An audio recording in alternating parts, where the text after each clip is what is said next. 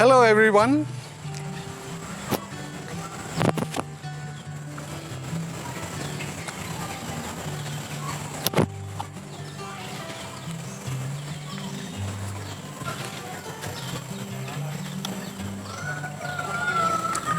If you had understood my lousy signing, we would probably be having a more understandable conversation, right?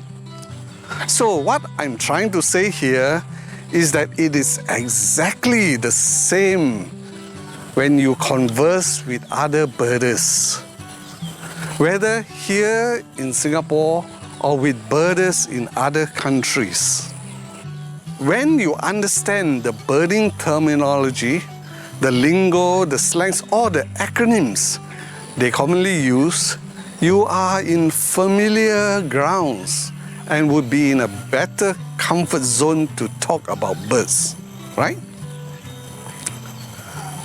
So today, I will explain a few common birding terms. Those we use locally, as well as some that are internationally used. So that when we talk, it won't be one chicken and one duck, as we say.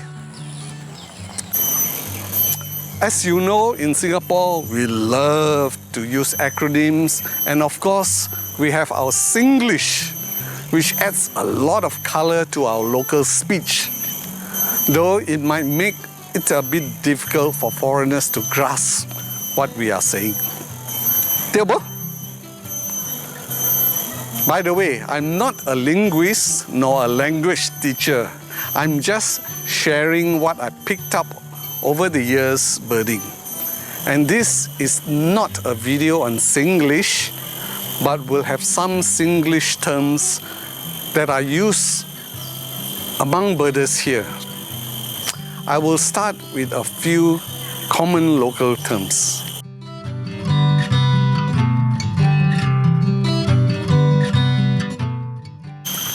Lapsap bird. Lapsap in Chinese dialect is rubbish or trash. So this refers to birds that are considered undistinguished or so common that it's not held in any esteem. Photographers will usually give them a miss, not worth the shutter count.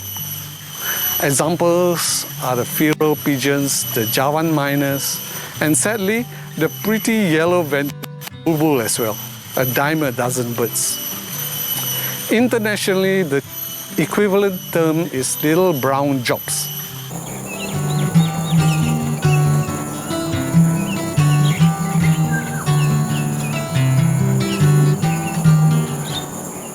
Gardening. Trimming branches and leaves to get a better view or to expose a nest for a better Photoshop. The danger of gardening is that the nest gets exposed to the weather, to the hot sun or heavy rain, or to predators who will eat the chick or the eggs. Doing that will endanger the nest.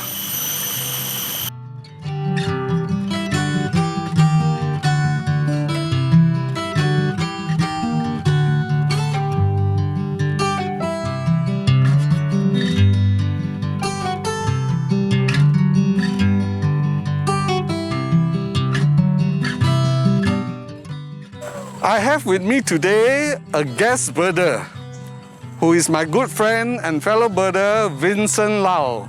Say hello to our friends, Vincent. Hello! Now, those of you who managed to obtain the Mega Lifer at Hindhede Park earlier this month has Vincent to thank, because Vincent was the one who found the fairy Pita. So thank you on behalf of everybody. Vincent is here today to help me explain a common term used in birding, the Patagonia picnic table effect.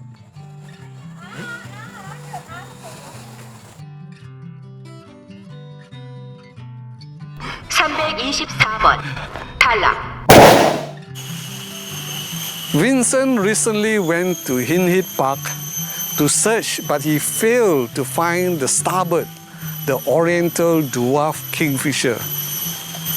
Instead, he ended up spotting the fairy pitta. This is the man you have to thank for your lifer.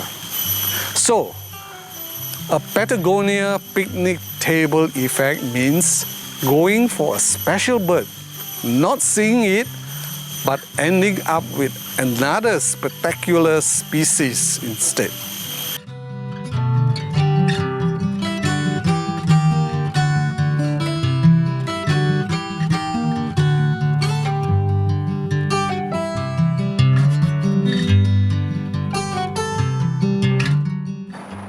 A spark bird is that very first bird that triggered your interest in birding.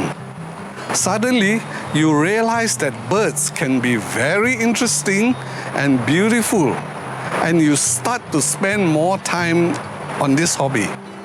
For me, my spark bird was the beautiful blue-winged pitta. A lifer is the very first time you see a new bird species or took a photograph of it. It's for life, and you cannot unsee the bird anymore. Some birders make it their passion to see as many lifers as they possibly can. A tick does not refer to those bugs that bite you when you're out in the field. Well, actually, I guess it could be, but when birders refer to a tick, it means that they have checked off another prize bird on their birding checklist, usually a lifer.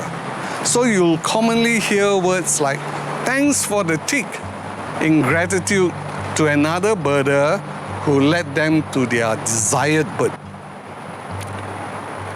Nemesis bird is one that constantly eludes you, despite a lot of effort and time you spend looking for it. I've been looking for my white-bellied woodpecker in Singapore for ages. I'm not sure if I will ever see it here.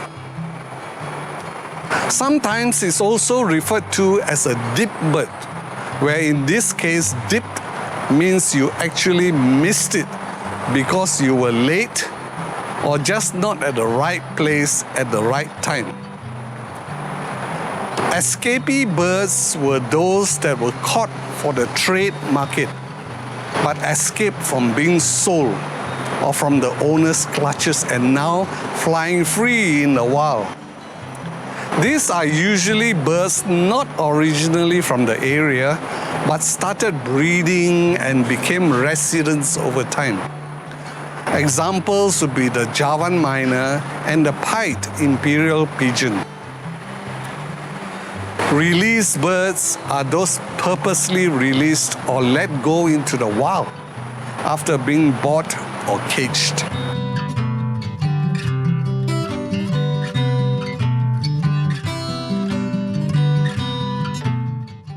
This is one term which I had to agonize very hard whether to explain this term to you or not, because it actually borders on ethical birder behavior.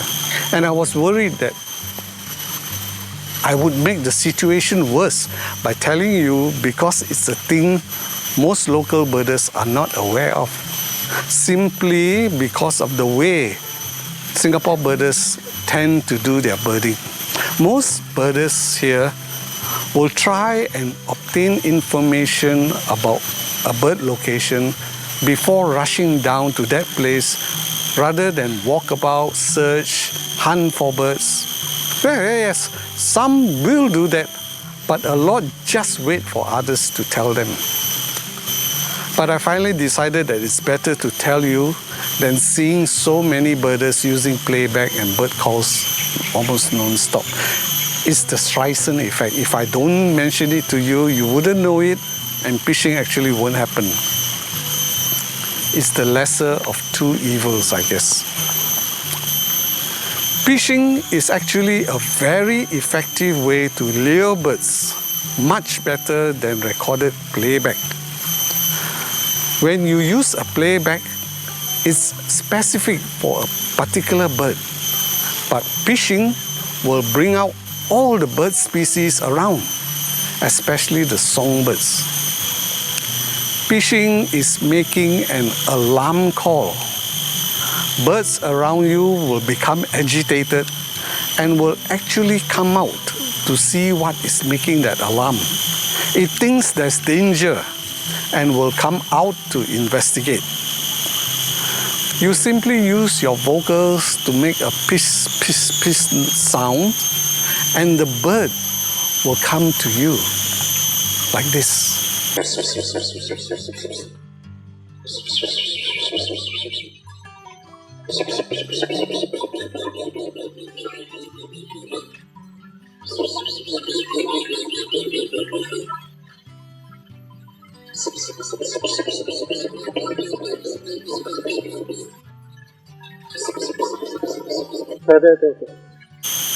It works best if you are doing solo birding, not in a group.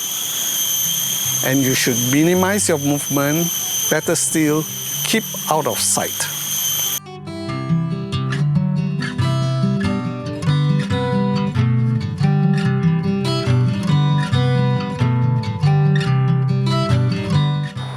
A migrant is a migratory bird passing through and or stopping in the area to rest and feed on his flight to and from his wintering home. It is not a resident bird of the rest stop. A vagrant is a bird that has gone off course during its migration flight, far away from its normal route.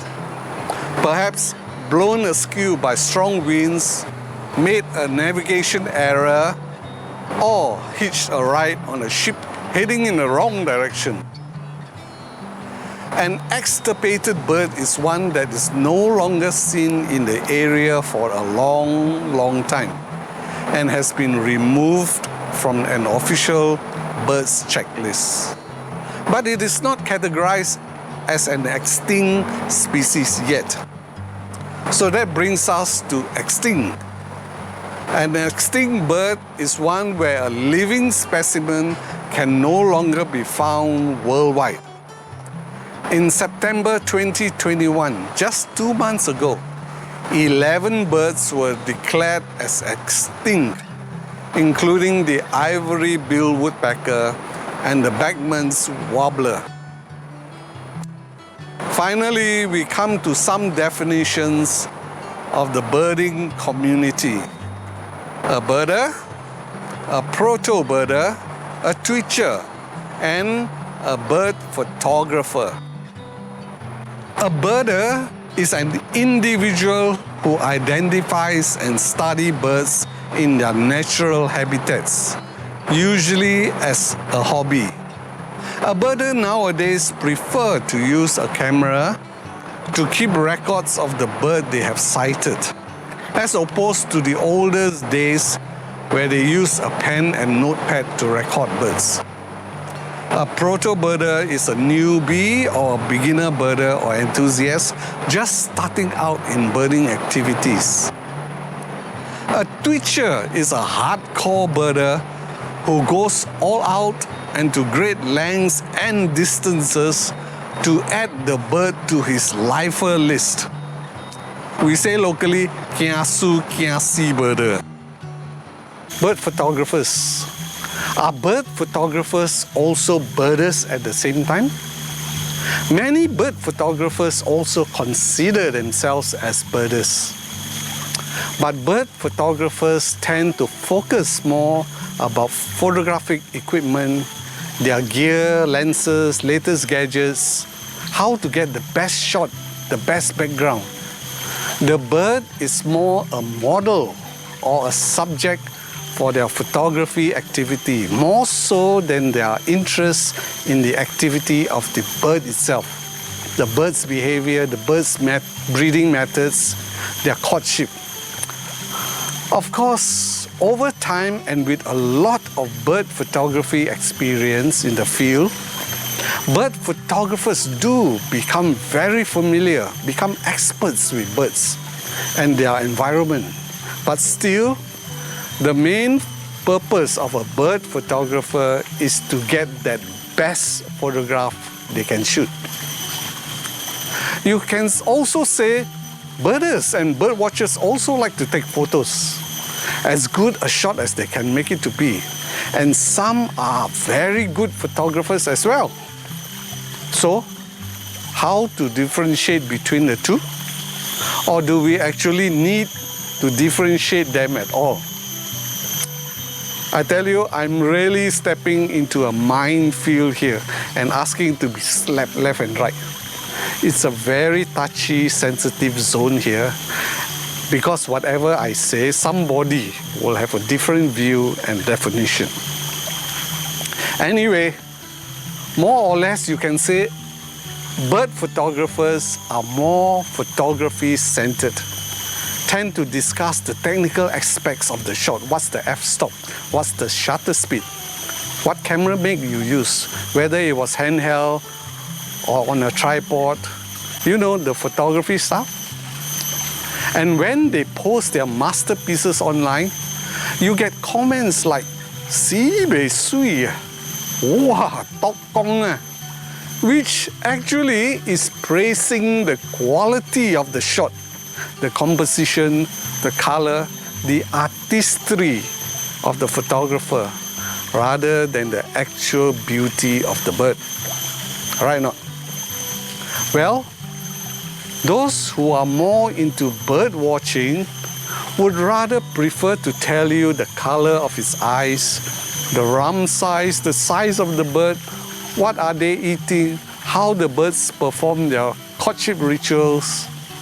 That is, they focus more on the bird instead and are not too concerned about the quality of the photos. They don't care about counting feathers, whether it is perched on a thin branch, whether the background is clean and green, or whether it has food in its mouth. But this distinction between birders and bird photographers is very subjective.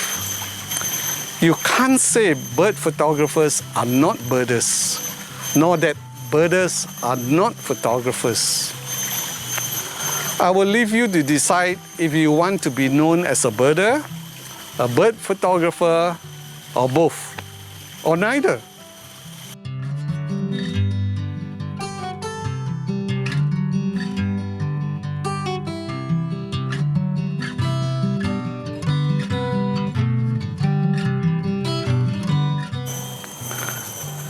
In future episodes, I will explain more common terms, and if you have more that I didn't cover or would like me to cover, just drop a comment below.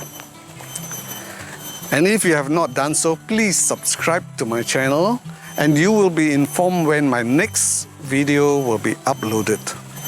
So until I see you again in my next episode, happy birding, stay safe, and goodbye.